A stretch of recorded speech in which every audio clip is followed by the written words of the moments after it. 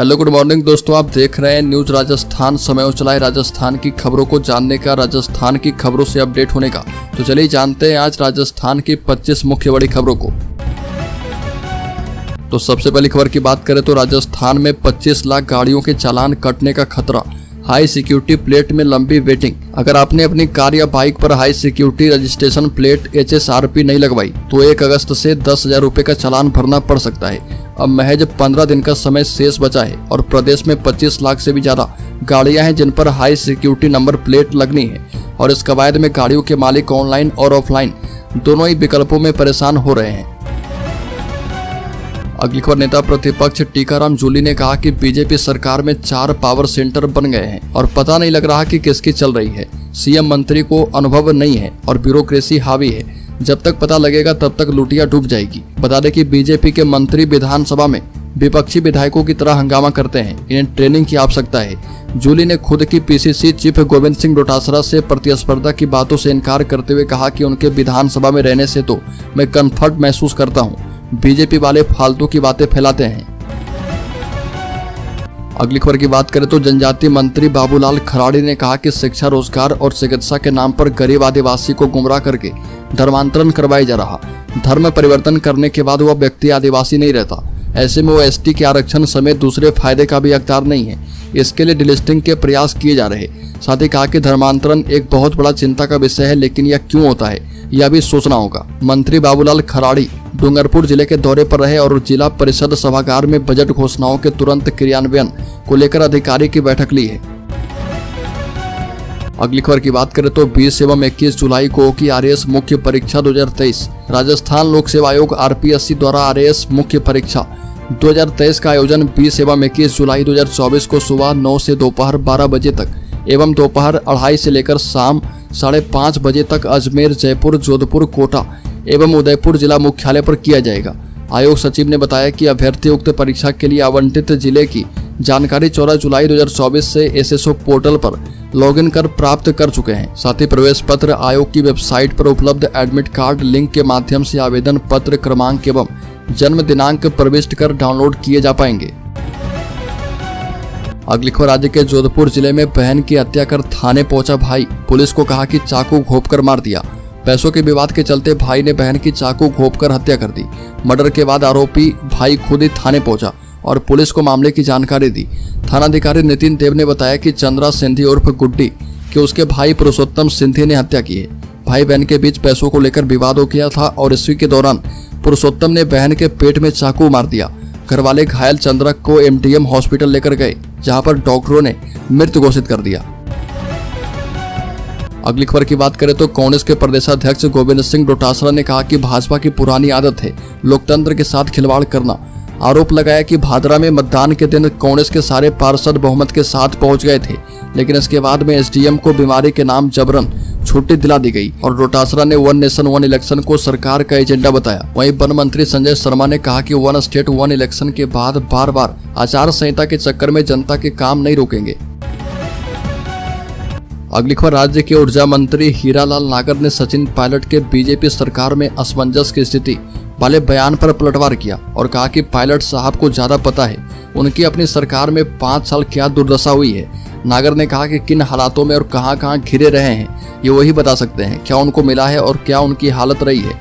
Pilot को अच्छी तरह मालूम है कि कैसे 5 साल निकाले हैं और उनको क्या क्या दिन देखने पड़ रहे, इसलिए वह इस बीजेपी सरकार पर बोलने से पहले अपनी सरकार के 5 साल में अपने हालात पर बोले तो बेहतर होगा। अगली खबर, राज्य के UDS मंत्री झावर सिंह खर्रा ने कहा कि 3 से ज्यादा बच्चे तो सरकारी सुविधाएं नहीं मिलेगी। खर्रा ने कहा कि सरकार जल्द बनाएगी कानून। अति आत्मविश्वास से लोकसभा चुनाव में नुकसान हुआ है। UDS मंत्री झावर सिंह खर्रा ने कहा कि जिन लोगों के 2-3 से ज्यादा बच्चे हैं उन्हें सरकारी योजनाओं का लाभ नहीं दिया जाएगा। इसके लिए सरकार काम कर रही है और जल्द ही इसे लेकर कानून लेकर आएगी। मंत्री ने ये बात सुबह 11 बजे पाली में मीडिया से कही है। साथ ही मंत्री ने कहा कि यह कटु सत्य है कि जनसंख्या बढ़ेगी तो संसाधन घटेंगे, ऐसे में समस्या होगी और इसलिए केंद्र सरकार के स्तर पर कानून लाने का प्रयास किया जा रहा। अगली खबर, राज्य में भील प्रदेश के लिए एकजुटता। बता दें कि बांसवाड़ा में मानगढ़ धाम में 18 को जुटेंगे 4 राज्य की आदिवासी सुरक्षा एजेंसी का अलर्ट। बारिश के कारण प्रशासन ने कहा कि जगह अनुकूल नहीं है। मानगढ़ धाम पर आदिवासी समाज की बड़ी सभा 18 जुलाई को होने वाली है और इस कार्यक्रम को भील प्रदेश सांस्कृतिक महारैली नाम दिया गया है और इसमें मध्य प्रदेश, गुजरात और महाराष्ट्र से भी समाज के लोग आएंगे। सभा को लेकर प्रदेश की सुरक्षा एजेंसियों ने अलर्ट जारी किया है। साथ ही कहा कि यहाँ 15,000 से ज्यादा की भीड़ नहीं करें क्योंकि इस मौसम में बैठक के लिए मानगढ़ धाम अनुकूल स्थान नहीं है। बारिश होने पर यहाँ बचाव का कोई साधन नहीं है। ऐसे में 15,000 से अधिक लोग एकत्र होते हैं तो हालात मुश्किल हो सकते हैं। यहाँ पर आने जाने के लिए एक ही रास्ता है और इसी रास्ते में बड़ी संख्या में वाहन निकलेंगे। अगली खबर, राजस्थान के मुख्यमंत्री भजनलाल शर्मा ने किया वादा, कहा कि हम युवाओं को सरकारी और निजी दोनों क्षेत्रों में नौकरियां प्रदान करेंगे। राजस्थान के मुख्यमंत्री भजनलाल शर्मा ने कहा कि राज्य सरकार युवाओं को सरकारी और निजी दोनों क्षेत्र में रोजगार उपलब्ध करवाएगी। अखिल भारतीय राव राजपूत महासभा के द्वारा आयोजित एक कार्यक्रम को संबोधित करते हुए शर्मा ने कहा कि हम युवाओं को सरकारी और निजी दोनों क्षेत्र में रोजगार उपलब्ध करवाएंगे। जो लोग खेल के क्षेत्र में आगे आ सकते हैं उनके लिए मैंने कहा है कि हम उनके लिए एक खेल विश्वविद्यालय बनवाएंगे और पीएम मोदी के नेतृत्व में गरीबों के लिए कल्याणकारी योजनाओं और देश में विकास के विजन पर जोर दिया है। अगली खबर, भाजपा नेता यासीन के शरीर पर किए गए थे 200 हमले, डॉक्टर रह गए हैरान। बता दें कि राजस्थान के अलवर के भाजपा नेता यासीन खान की हत्या को लेकर नया अपडेट सामने आया। यासीन खान के भाई सम्मी और दोस्त प्रकाश चंदवानी ने बताया कि यासीन के शव की हालत ऐसी थी कि जैसे उन्हें कुचला गया हो। डॉक्टर भी हैरान थे कि इलाज कहां से करें। इधर से शुरू करते तो दूसरी जगह से खून बहने लग जाता। और आपको बता दें कि 2 दिन पहले अलवर के भाजपा नेता यासीन खान की दिनदहाड़े हत्या की गई थी और बदमाशों ने उन पर कुल्हाड़ी और हथौड़े से हमला किया था। अगली खबर, राजस्थान की सियासत में एक बार फिर से फोन टैपिंग का मामला गर्मा गया है। अब पूर्व मुख्यमंत्री अशोक गहलोत और उनके पूर्व विशेषाधिकारी लोकेश शर्मा की बातचीत का एक ऑडियो सामने आया। नए ऑडियो में बातचीत से साफ होता है कि गहलोत ने पायलट खेमे के टेलीफोन टैप करवाए थे। उस समय टैप किए गए ऑडियो लोकेश ने ही मीडिया को सार्वजनिक किए थे। उस समय भी भाजपा नेताओं ने अशोक गहलोत पर टेलीफोन टैप करवाने का आरोप लगाया था और पूर्व विशेषाधिकारी लोकेश के द्वारा जारी किए गए नए ऑडियो में पूर्व मुख्यमंत्री लोकेश से मीडिया को भेजी गई ऑडियो क्लिप में इस्तेमाल करने वाले मोबाइल और लैपटॉप को नष्ट करने की बात कर रहे। अगली खबर की बात करें तो राजस्थान के अलवर पुलिस टीम पर हमला करने वाला मोस्ट वांटेड बदमाश फिरोज खान को पुलिस ने महाराष्ट्र के कोल्हापुर से गिरफ्तार किया है। फिरोज अलवर से उत्तर प्रदेश और मध्य प्रदेश होते हुए महाराष्ट्र के कोल्हापुर पहुंच गया था और कोल्हापुर में नाम और हुलिया बदल लिया, फिर छात्र बनकर एक ढाबे पर काम करने लगा। पुलिस टीम 4 दिन तक कोल्हापुर में फिरोज के आसपास रेकी करती रही और मौका पाते ही ढाबे पर बर्तन साफ करते हुए दबोच लिया। अलवर पुलिस अधीक्षक आनंद शर्मा ने बताया कि एसटी सीटर फिरोज खान को पकड़ने के लिए अलवर के एनईवी थाना पुलिस मन्नाका गांव पहुंची थी। अगली खबर, राज्य में स्टूडेंट अब नौकरी के लिए नहीं खाएंगे दर की ठोकर। राजस्थान के 50 कॉलेज में होगी इस कोर्स की पढ़ाई। राजस्थान के युवाओं को रोजगार से जोड़ने के लिए सरकार ने विशेष योजना तैयार की है। इसके तहत कॉलेज स्तर पर स्टूडेंट्स को शिक्षा के साथ नौकरी के लिए भी तैयार किया जाएगा और आयुक्तालय ने इसके लिए प्रदेश में 50 कॉलेज का चयन किया है, जिसमें कोटा के भी 3 कॉलेज को शामिल किया गया। राजकीय महाविद्यालय में अब job oriented skill based course करवाए जाएंगे और जिससे स्टूडेंट्स को अब कोर्स पूरा करने के बाद इंडस्ट्री में आसानी से जॉब मिल पाएगी। प्रोफेशनल कोर्सेज में खास बात यह है कि पढ़ाई के दौरान स्टूडेंट्स को इंटर्नशिप भी करवाई जाएगी।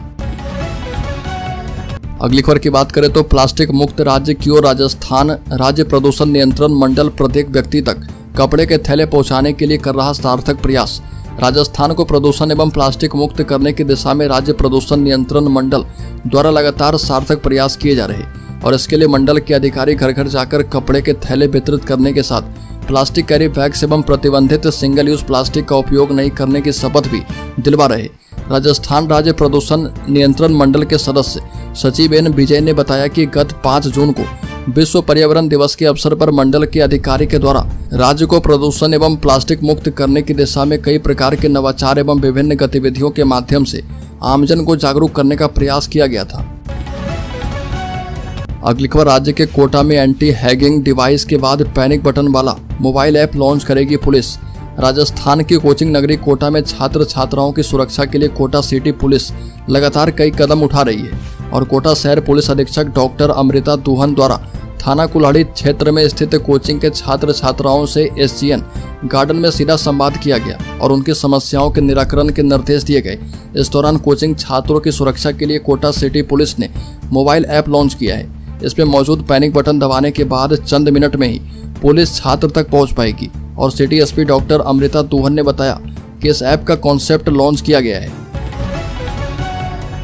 अगली खबर राजस्थान के शेयर होल्डर्स इन्वेस्टर्स के लिए बड़ी खबर बता रही कि कंपनी को मिला 490 करोड़ रुपए का काम, 6 महीने में किया पैसा डबल। बता दें कि GTNT इंडिया लिमिटेड ने शेयर बाजार को बताया था कि उन्हें पावर ग्रिड कॉरपोरेशन लिमिटेड से काम मिला है और कंपनी ने बताया कि SCADA EMS कंट्रोल सेंटर्स पर सप्लाई, इंस्टॉलेशन, टेस्टिंग, मेंटेनेंस और कमीशनिंग का काम मिला है और इस काम के लिए कंपनी को GST सहित 490 करोड़ रुपए का भुगतान किया जाएगा और GTNT इंडिया लिमिटेड को यह काम जनवरी 2026 तक पूरा करना है।